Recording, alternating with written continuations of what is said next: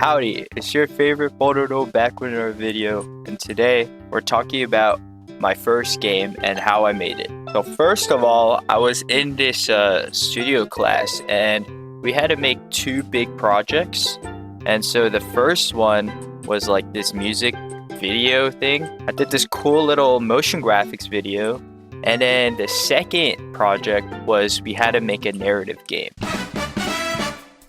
Yeah, so the project says teams of 3 will work together to produce an interactive narrative based on well-known linear narratives or worlds. Yeah, so pretty much it's like a wordy way of just saying just work in a team of 3 and then make a game. So we actually like got to choose our teammates, and it ended up me teaming up with Enzo. And actually, this is how we became friends for the first time. And then there's another dude, and we'll name him N because, you'll figure it out why we're not revealing his name later. But so pretty much in our team, turned out like I'm the only one who knows a little bit of Python and Java. And then everyone in the group was like, okay, I guess you're programming. And I'm like, do I know programming like that? I don't know. But I was like, all right, I'm up for the challenge. I gotta get more confident in my skills too. So I'll guess I'll program. The first thing you have to do when you want to create a big project like this is to storyboard. And that's just like brainstorming ideas. So we're like, okay, what do we want for our narrative? And a lot of us played horror games a lot. So we're like, okay, let's make a horror game. It should be not too hard, right? It's pretty easy. Just make some little scares here and there and you're done. Yeah, so we're making this, and one thing to kind of simulate how the game studio works is you need to pitch your idea to the professor, and he has to be like, all right, that sounds good. You should do it, right? So we're like, okay, let's make a presentation. Just throw up a bunch of stuff together, and then we're like, bam, here it is. Yeah, this is our quick Canva. We're like, bam, this is our team. And then here's the lore, because it has to be a narrative game. And we have a little mood board. If you don't know what a mood board is, it's like kind of like, oh, this is what the visual style will be and how the gameplay will feel. And so we had like this main idea of the monster being like kind of lurking, and you would only know, like, you kind of be scared because he will like kind of like go up behind you. So it's like kind of like Slenderman and Among Us together. So we start here. I don't know. You go through the hallway. Wow, alarm. There's a monster, scary monster. You gotta fix some stuff. The monster's there, but you flee away. And yeah, that's it. It's pretty much our game. All right, so when we were making this project, we did a stupid thing. Like, we were presenting it, and they were like, the first thing was like, dude, AI, like monster AI coding, like that's a lot of work. Don't do it. But you know, kind of just trying to make something as cool as you can. So we ended up being like, okay, you know what? Let's just try it. So with our monster, we kind of like, all right, let's do a weeping angel idea. So if you don't know what a weeping angel is, in Doctor Who, there's this monster, and he will only move when you don't look at it. So that's kind of how it lurks around. And after like some testing that I did, I was like, okay, this is really cool, but I feel like a lot of games already did this. So like, let's try something else. And this was kind of stupid of me because I'm like, this is the first real like programming project, like a huge one I'm doing, and then I'm like, let's do something else. That's kind of dumb, but I was like, all right, let's do a monster that can see you, but it'll only react to sound. Yeah, so pretty much that's exactly the same thing because it's overdone. It's like, what did I change? I just put extra work on myself for no reason. All right, so the next part of kind of like how we planned out certain things was we need to talk about the interaction flow and talk about how things would work. Like, because we already have this base idea, but we need to like go into more depth before we actually solidify something. And at this time, we had a new team member join in, and we'll call her name G because something else happened with her. We made this little interaction flow documentation, and it's just like kind of detailed events of how the game would work. So anyhow, the big thing was this workflow. So pretty much you start and, oh yeah, the player spawns and then they decide what kind of tasks to do, and then they have to like escape after they complete all these random tasks we were thinking of. And yeah, there's gonna be like a crazy escape sequence at the end. So if you have no idea how game design works, what tends to happen is you do something called overscoping. So you just keep adding more and more and more and more and more and more, and then you're like, oh shoot, I have no time to finish this.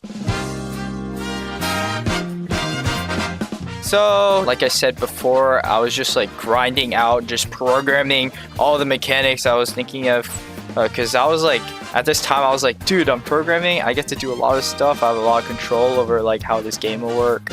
And I was like, bam, bam, bam. So I was like, all right, I'm making a sprint. I'm making a crouch. I'm going to make a cool little lead mechanic where you can lean around corners like this. And I'm like, bam, let's make a auto DOF. All this useless stuff. Like, we didn't need to have all this extra stuff. Like, maybe a sprint. But like, I feel like as a first project, I was like kind of just throwing random ideas out. I was like, oh, let's make dynamic footsteps. So like based on different materials, there'll be a different sound effect.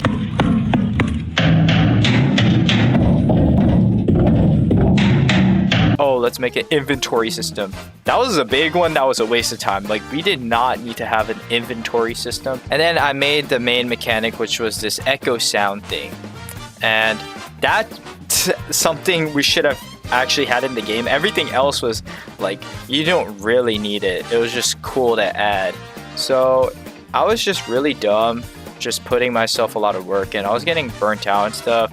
Even through this, the worst thing happened, which was like I mentioned, our fourth teammate G, I guess like some unfortunate thing happened in her private life and she had a dip on us. So now we're down to 3 people.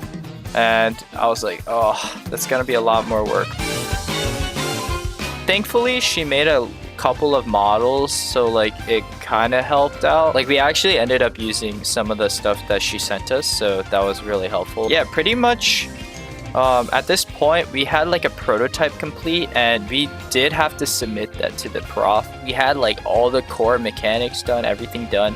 Just the main part was we didn't have the narrative in and a map. And, you know, it's a narrative game, so if you don't have a narrative, that's like 100 points of the project gone. Yeah, so the prof said, this is looking really great. Very excited for this to come together. Monster looks great. Perhaps the monster is blind as well and can only find you through sound. Which is actually good feedback, and we ended up doing that. At this time, me and Enzo were like, all right, we need to finish the monster AI. So I made a kind of cool like, sound detection monster, and then we added a little jump scare too. Anyways, like I said before, we needed a map. That's one of the big things we needed. So we need 2 big things, a map and a narrative. So N, because he wasn't really tasked to do anything, we were like, bro, just make a map for our game, right? And so we really need this map, but I guess in the meantime, me and Enzo could work on like voice acting or like sounds for the game, because that's another big part, like narrative. So we voice acted, and honestly, it was like very interesting. Test 3-4, day 241. This is Dr. Jazzman of Research Vessel Alpha SS.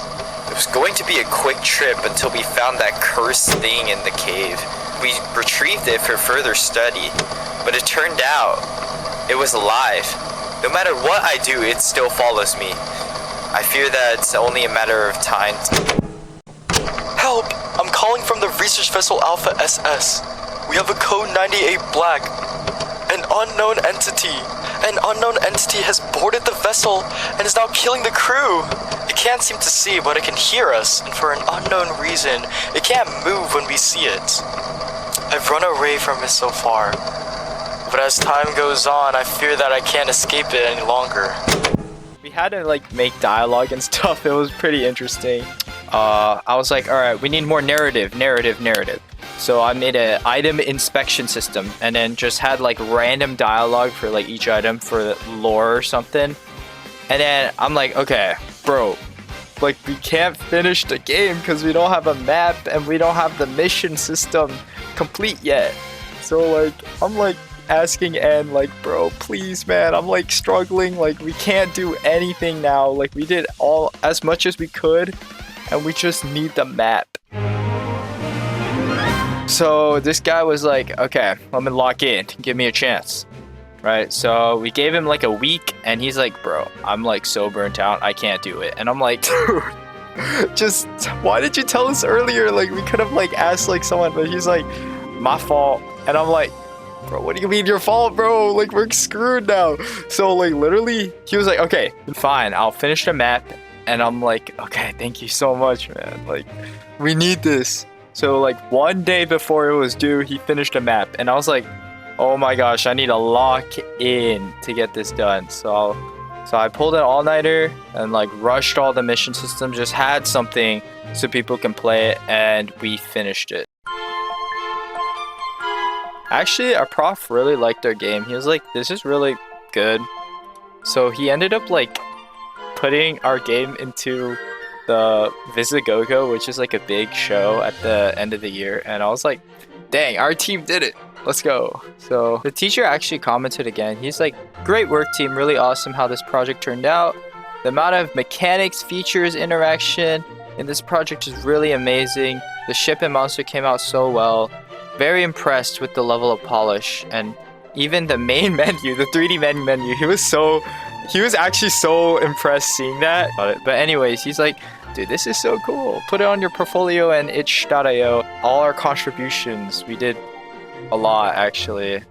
Honestly, we couldn't have, like, even though N and G didn't lock in, we honestly couldn't have done it without them, because yeah, like everything just fell into place at the right time. Yeah, so I'm just really thankful that like even though there's like some issues that happen, like it always happens in a group, but we all like locked in, did our part, was able to make something really cool. And yeah, I'm really proud. Like, this is the first game I ever made and it turned out really well. Yeah, so if you want to check it out, you should check out the itch.io page. There's a lot of cool little mechanics and stuff I didn't put in the video because it'd be too long. And yeah, actually, at this time, even though I did say this is my first game I ever made, I actually was working on 2 games at the same time. So technically I was working on 2 first games. So the other one, it didn't turn out the best, let me say that. But yeah, hope you guys enjoyed this pretty interesting story. I have a lot more coming up about game dev stuff.